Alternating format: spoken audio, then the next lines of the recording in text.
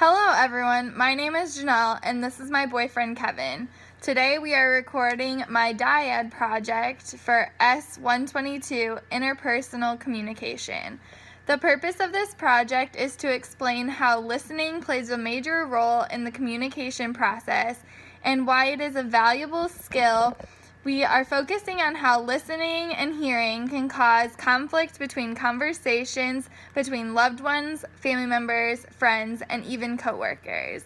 The first concept we chose was from Chapter 7, and it is listening and hearing. We're going to relate these two concepts to the concept of conflict found in Chapter 11 of our textbook. The first concept we chose from Chapter 7 was listening. Listening is the active process of making meaning out of another person's spoken message. Effective listening is hard to define because it is an active process in which you have to make yourself listen to someone, and it isn't just about hearing or receiving input, but creating meaning from what you hear. Listening is a process that everyone constantly engages in around others. We all have to listen to each other when in class or at work. Our second concept from Chapter 7 is hearing. Many people use the word hearing and listening interchangeably. However, they aren't the same. Hearing is the perception of sound, and it is a passive process that occurs when sound waves cause the bones in your inner ear to vibrate and send signals to the brain. Conflict is the last concept from Chapter 11 that we will cover. The definition of an interpersonal conflict is an expressed struggle between interdependent parties who perceive incompatible goals, scarce resources, and interference from one another. So the purpose of this project is to connect listening and hearing to conflict in Chapter 11. When someone is only hearing and not listening to another person's words, a difference in meaning can be understood. An example of this happening in real life would be, imagine yourself at work, sitting at your desk doing something, and your boss approaches you wanting you to do a project.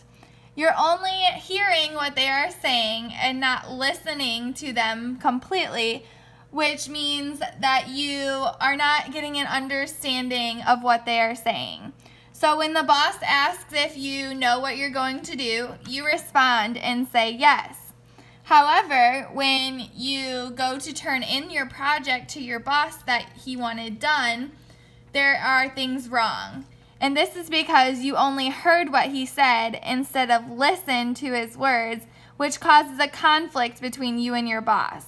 The conflict was created from the differences between hearing and listening, and now you have to figure out a way to resolve this conflict. In my opinion, listening and hearing both play major roles in the interpersonal communication process. When someone is not effectively listening to another person, the concept of conflict begins. Since we couldn't find any other materials about hearing versus listening, we wanted to explain how to become a more effective listener following the Hurrier model. This model describes 6 stages of effective listening that you can take with you to become an expert and avoid causing conflict in your home, workplace, or at school. The 6 stages are hearing, understanding, remembering, interpreting, evaluating, and responding. Hearing is where the listening process begins. We tend to only hear without listening when we are tired or uninterested. Understanding means to comprehend the meanings of the words and phrases you're hearing. Remembering is the 3rd stage and means being able to store something in your memory and retrieve it when necessary. This is very important because it helps you avoid awkward situations.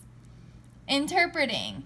This has 2 parts. The first part is paying attention to all the verbal and nonverbal behaviors. The second part is signaling your interpretation of the message to the speaker. Evaluating. This is when you judge whether the statements from the speaker are accurate, and you separate the facts versus the opinions, and then you determine what the speaker is saying. Responding is the last stage, which indicates to the speaker that you are listening. We don't have to follow these stages in any specific order, as many times we will go back and forth throughout stages to completely understand what the speaker is saying. But when we listen effectively, we adopt all of these behaviors and can help prevent having conflict when these are used. To conclude, we covered the concepts of listening and hearing from our textbooks in Chapter 7 and related them to conflict in Chapter 11.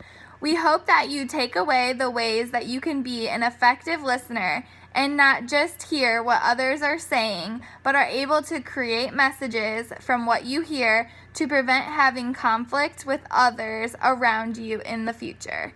Thank you.